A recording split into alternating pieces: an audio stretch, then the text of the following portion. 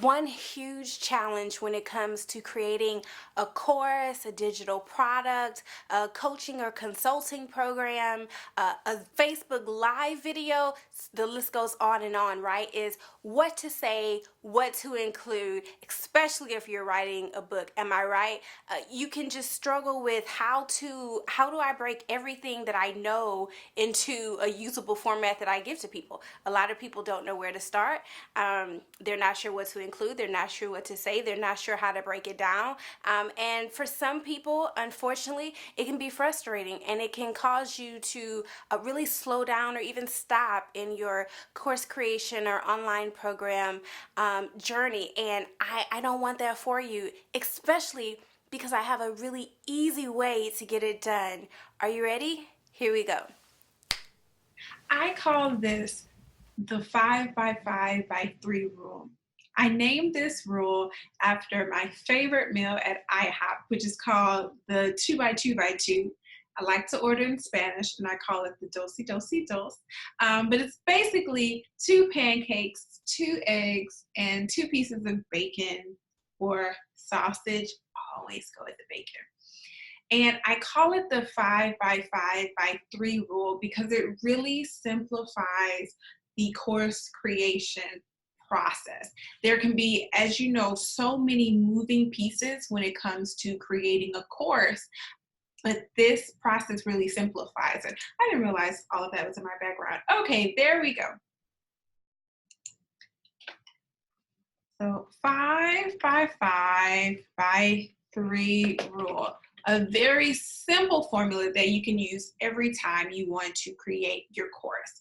Now, before we can use that rule, you'll probably wonder, okay, so what do I call my course? What do I name it? How do I start? Well, the first thing you want to do is you want to ask your clients what their biggest pain point is. So ask your client's biggest pain point, biggest challenge, because this is what you want your course to be about. You want your course to solve a problem. People don't pay for just good information. People don't pay just because you have a nice Facebook ad. People pay because you have a solution to their problem. They take action when they need help with a problem. And so that is the topic of your course. What is their biggest pain point? What is their biggest challenge? And all you're going to do now is to break it down using the 5 by 5 by 3. And let me show you how that works. So your first 5 is going to be the main topics of your course. Now, this is invaluable because this outlines what you're going to teach. And so do you see how it's already, your mind is probably, oh, okay, so if my client's biggest pain point is hair breakage, I can teach them how to this, and this. Do you see how that works? So that is your first 5. It's the main topics. And your second 5 is going to be the subtopics, because that is the art of teaching. So if your main topic is stopping hair breakage, right, with nutrition, just giving you an example, that's the main topic. Then you're going to have your subtopics, which are all going to be points that you can teach that fall under stopping hair breaking with nutrition, right? Assuming your client's biggest pain point is that their hair is breaking, right? You can stop hair breaking with nutrition. You can talk about healthy hair maintenance. That can be main topic number 2, and so on. So under each main topic, you're going to break that down with 5 subtopics. After you have your subtopics, The only other thing you need to create in this simplified version of creating a course, just outlining your course. So the 3 in the 5 by 5 by 3 rule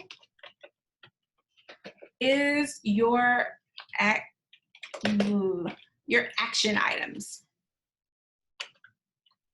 So under every main topic, just so you can see how this looks, under every main topic, you'll have topic 1, and under that topic, you'll have 5 subtopics that all support them learning that main topic, and then you'll have your action items. And action items are really important, and here is why. So often as entrepreneurs, we spend more time marketing our product and focus on the transaction instead of focusing just as much energy and effort on the actual delivery of our product, delivery of our service, and the overall customer and client experience. And that is important. Why? Because there is no better marketing than how you serve a client that you have. Because a happy client becomes a raving fan, and they become a referral source for you. And there is no stronger, or very, very few stronger marketing tools than having someone who refers. Think about a referral source like you do a product on Amazon with thousands of positive reviews. You have no problem adding it to your cart because you're like, oh, so many people gave it 4 and 5 stars. But when you go on Amazon and the product has 3 stars, you're like, oh, nope, not this one. Oh, it looked nice. Because these are people you don't even know. So can you imagine the power of a referral source of someone you actually know? When you have these action items, so you give them the subtopics of stopping hair breaking with nutrition, and then after you teach those subtopics, you give them 3 actions. Okay, so assess your diet, see where you need to change, and then purchase those items and post a picture of them on Instagram and tag us so we know that you completed your first step in your first module. Do you see how that works? When people actually take action, they're more likely to change and see the transformation, to see the help they want. It's not just enough to sell people the course. You want to move them toward action so they can receive the benefits of your course. They can be helped, and now you have a referral source, and your marketing has just been made easier. So it's a win-win-win. So that's it. That's the simple 5 by 5 by 3 rule that you can use to outline your course. If you have any questions, I invite you to ask them in our free Facebook community called Course Newbies.